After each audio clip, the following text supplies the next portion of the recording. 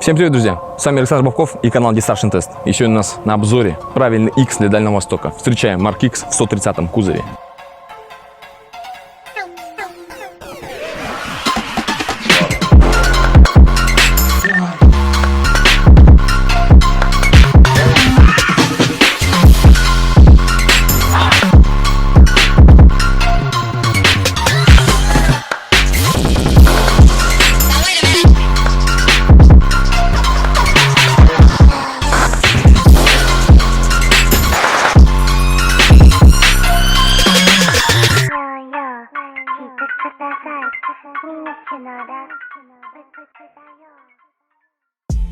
В общем, это Mark X, второе поколение, это рестайлинговая версия.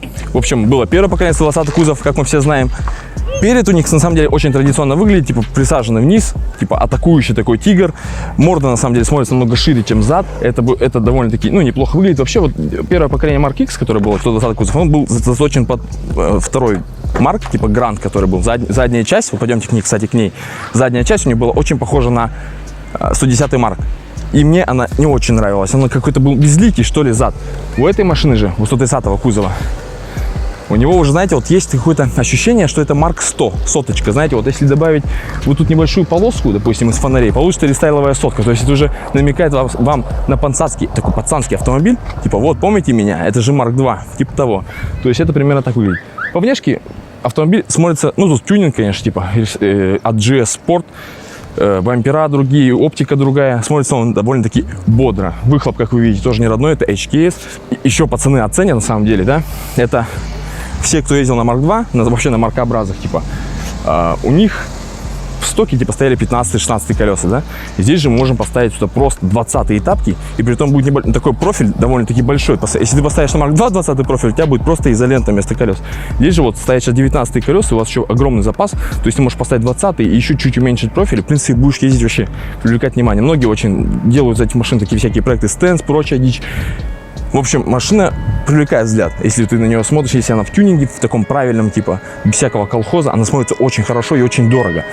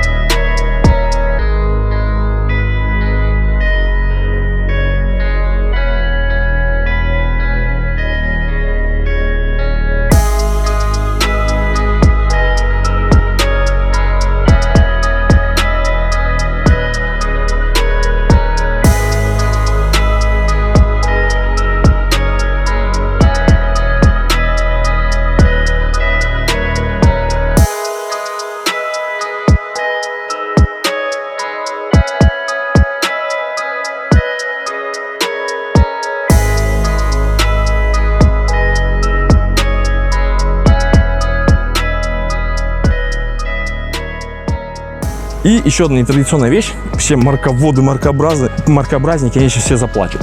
Потому что вот этот автомобиль и Mark X первого поколения, как, собственно, обстоят со Sky'ами, такая, что 34-й Sky, потом появился 35-й, все расстроились. Тут такая же история. Это единственная проблема, это его двигатель, который никто не оценит. Давайте к нему. Капот открывается вот по-тойотовски. Открываешь дверь, засовываешь руку, все понятно, все на своих местах. С любой Тойоты пересаживаешь другую Тойоту, все довольно понятно, никаких других заморочек не бывает. Все очень просто. В общем, по двигателю.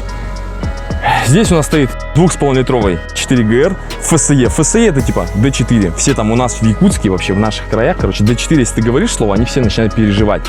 Почему-то. Как бы это зародилось по тем там Вистам старым, там еще каким-то, то есть 3S FSE, который мотор был, все его очень сильно не любили, потому что, машины старые, по сути дела, они как бы со временем пробега кто-то купил, просто ездил нормально, ничего с ним не делал, потом бах, короче, и у кого-то оно накрылось, он говорит, все, D4 говно, и вот эта дичь вся поперла, короче, сарафанное радио, как всегда. Здесь у нас тоже есть впрыск D4, соответственно, прямой впрыск топлива. Это прибавляет вам экономичности. У старого поколения, например, этот мотор развивал 215 лошадей. и тоже имел D4. Здесь он развивает 203 лошадиных силы, все ради экономии топлива. То есть, ну, на самом деле, 10 лошадиных сил вам особо красок не сделать на скорости. То есть, тут получается какой-то баланс скорости и экономичности. Вот и все. В общем, по проблемам этих моторов я могу сказать только муфты VVTi, которые, типа, ты заводишь, она начинает трещать. Это значит, здравствуйте, мои муфты VVTi, давайте я вас обниму, куплю новые и поставлю. На самом деле, если они даже стрещат, это не приведет вам к каким-то плохим последствиям. Просто они будут трещать, ничего плохого, по сути дела, мотора не будет. Просто вы будете как дурак заводиться и трещать, как, не знаю, как Жигули какие-то заводите. Вот и все. Ну и еще есть такая вещь у ГР-мотора, типа, был 2 ГР мотор, который не славился качеством 5-го цилиндра. Почему-то появлялись задиры, начала он жестко жрать масло, короче, и от этого все, типа, ГР начинают переживать. Ну, как бы, ты думаешь, это только проблема 2 ГР или это проблема 4 ГР, 3 ГР, неважно. И, как бы, это тоже наводит такую, знаете, мысль такую плохую какую-то, типа, у вас D4, еще ГР мотор, ну, ты задумываешь на самом деле. И по проблемам еще это помпа. Система охлаждения вообще здесь такая, надо за ней очень тщательно следить, потому что мотор вообще не любит перегревов, надо, чтобы у вас радиаторы всегда были чистые, помпа была в хорошем рабочем состоянии. На самом деле помпа здесь ходит около 50-70 тысяч, и надо ее желательно менять. Цепной привод ГРМ, тоже цепи в принципе ходят достаточно неплохо, 230 тысяч в принципе они отхаживают. Главное следить за маслицем, чтобы все было четко. Ну и естественно мотор требует хорошего топлива, желательно 98-й, ну в худшем случае 95-й, но на хорошей проверенной заправке. А так в принципе мотор экономичный, довольно-таки мощный своей, как бы, огромного кузова для своей массы. В принципе, отличный двигатель, ничего про него плохого пока сказать нельзя. От каких-то особых проблем с ним не было замечено, как бы. Все ездят и не парятся на самом деле. Но у нас таких автомобилей на самом деле мало, не сильно много, поэтому на Дальнем Востоке, я думаю, их побольше.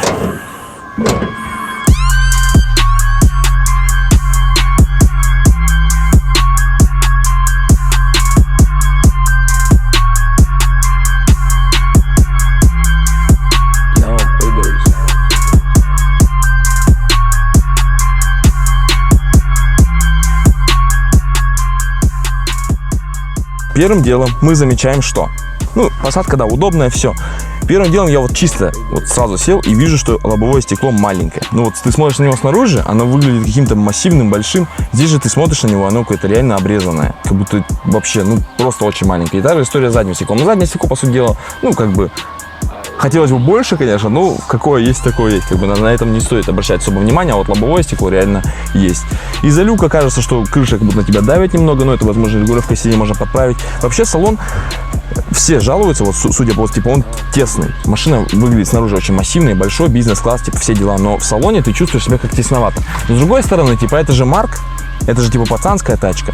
Должна быть она такая, типа, ну, приспортивленная, такой, типа, сидишь в каком-то, блин, каре, там, чуть ли не корче, короче, как все любили турики, да. И вообще все владельцы турика, которые повзрослели, поумнели, короче, покупают именно иксы, типа, продолжение. На самом деле это считается один из единственных автомобилей, который можно было бы купить на заднем приводе в Японии. То есть Crown, он и Lexus S, и все. Ну, S это левый руль, соответственно, там уже как бы Япония не попахивает, если честно. Вот. В общем, давайте запустим. Посмотрим на приборочку. О, приборка типа Optitron, да, ну, по классике жанра, соответственно. В салоне все вот такое типа лакированное дерево и вставки какие-то под алюминий. На самом деле, вот для меня лично, вот эстетически, вот эта штука, вот, которая типа под алюминий, она здесь лишняя, потому что тут как бы ничего нету, здесь все вот такое типа под дерево, вот даже вот эта штука под дерево, и тут такой типа алюминий не в тему. Ну, вот это типа, вот это какие-то типа органы управления похожи. Очень много модификаций, там разные рули и прочее, спортивные версии. У кого-то ручник на правом месте, типа настоящий турик, как был, вот ручничок, тут ножник, как бы, а там ручник, все как надо. На Механе даже есть такие автомобили. То есть, ну, автомобиль типа чувствует свои корни, родословная очень богата, и ты сидишь и чувствуешь эту родословную внутри. Попробуем, пойдем сядем назад. Садимся назад. Оп. Оп. Ну и что мы видим, собственно говоря? Тут у нас стекла типа лафта опускается, тебе говорят, до конца это дает там типа вот так вы сели, короче, и по-пацански можете колесить по городу. Тут какой-то подбутыльник, на самом деле очень удобная тема. Вот в старых японцах нет такой шляпы, что ты можешь поставить куда-то бутылку, она вечно у тебя будет по салону кататься, здесь же вообще проблем нет. То есть ты поставил назад, она с двух сторон, подлокотник с подстаканниками, все в принципе вот просто, дефлекторы назад, ну это хорошо для нашего климата, собственно говоря. И вот еще одно новшество, это регулировка сидения наклона, короче, спинки. Вот она.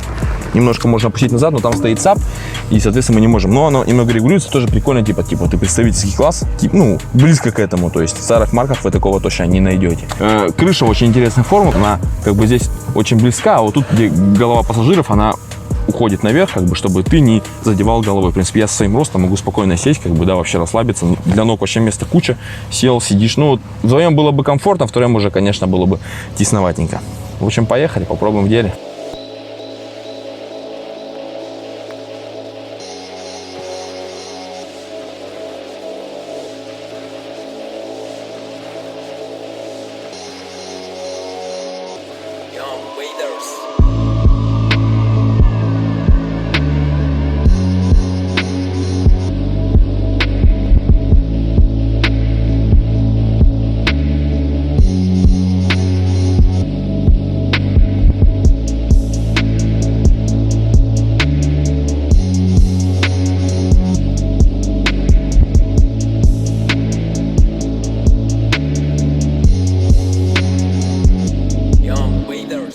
Первым делом мы замечаем, что не по-турецки втыкается коробка. То есть тут надо куда-то ее вертеть. Типа а-ля змейка, короче. Типа ты турик почти где-то был в душе далеко. Родословная богатая, кстати, газ какой-то тугой.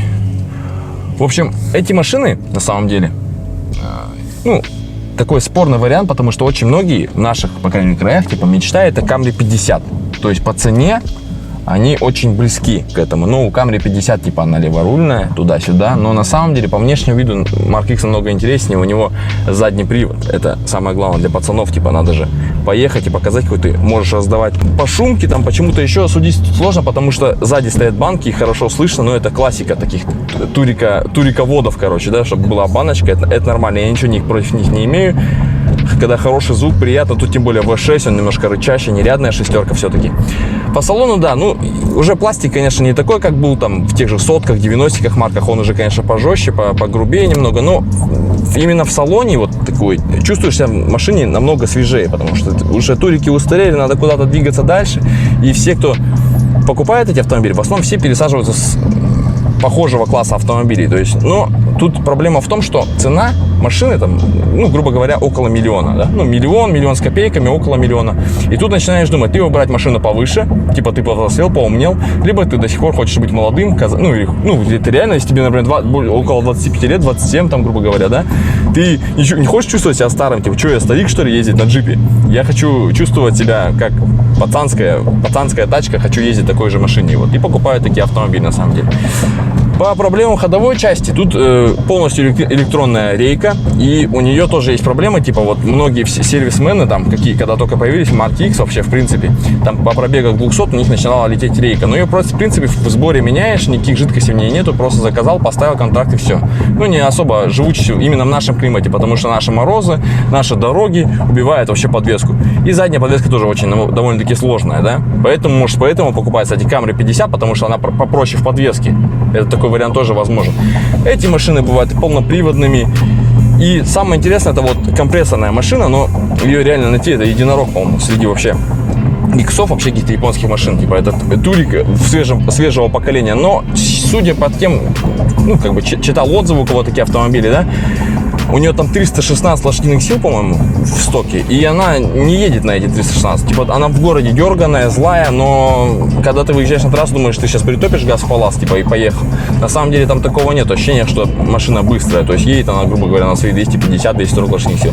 Здесь же 203 лошади, в принципе, достаточно для города, достаточно хорошо на трассе, потому что у тебя есть запас мощности кого-то обогнать, не надо не посидеешь, как, чтобы там кого-то обогнать, например, как с марками, двушками, грубо говоря, да. То есть тут они ушли от этого, что ставить на большой седан, двухлитровый мотор, который ни черта не едет. В общем, это радует на самом деле. И экономичность. Сейчас цены на топливо у нас большие. Ну и тут машина потребляет довольно-таки намного меньше топлива, нежели тот же, например, турик с рядной шестерочкой. И у Toyota еще такой прикол, типа, вот, например, раньше моторы называли там GZ, один GZ 2,5 литра, 2 GZ 3 литра. Здесь же мы видим 4 ГР, типа, самый маленький мотор, а 1 ГР, типа, он большой. То есть все наоборот почему-то. И с с чего они это взяли, я так и не понял, почему начали так называть. То есть все ушло куда-то от этого традиционного названия, все вот как-то потихоньку уходит, типа уже инженеры заменились маркетологами и становится все грустно. Но есть все-таки автомобили, которые радуют. Это вот такие, если особенно из них какой-то тюнинг, что-то еще, то она смотрится, привлекает внимание, реально люди смотрят на нее. Но самый прикол, мы когда снимали, то есть такие статичные кадры, люди думали, что это Camry. То есть чем-то, видимо, похоже. Или люди просто зациклены на этой машине, а Camry, может, кто-то даже вообще не знает существования Mark X. И плохая новость владельцев X, там, да, то в этом году это последний год, когда будет выпускаться это поколение, то есть с Марком вообще в принципе попрощается вся история на этом кузове, она и закончится. И это на самом деле грустно. Вот и все. То есть это последняя машина, которую можно было купить с приятным салоном, с приятным видом, с хорошей подвеской и заднеприводной, самое главное. И выбирать на Дальнем Востоке заднеприводную машину останется только Crown, например, да, грубо говоря. Но Crown это уже более старая машина, ну как бы для возраста еще постарше, типа, кто не хочет ездить на джипе, типа, я хочу ездить на представительском седане. А больше на Дальнем Востоке выбрать нечего, мы же не будем покупать Mercedes и BMW, правильно? Мы же за труды GDM, все дела. В общем, на этом, я думаю, стоит закончить и сделать вывод.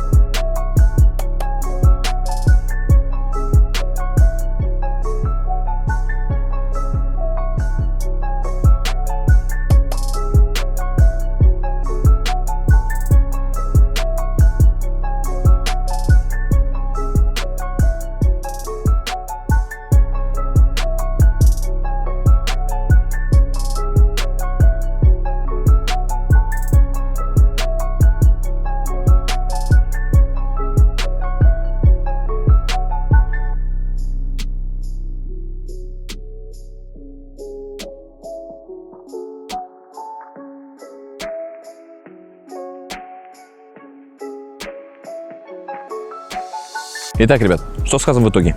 Автомобиль с большой родословной. Один из последних настоящих японцев от Toyota, который можно было бы купить и получить хорошую динамику, привлекая взгляды людей и харизматичный такой внешний вид, и ты получаешь удовольствие от вождения от этого автомобиля. Так что я думаю, на этом стоит закончить.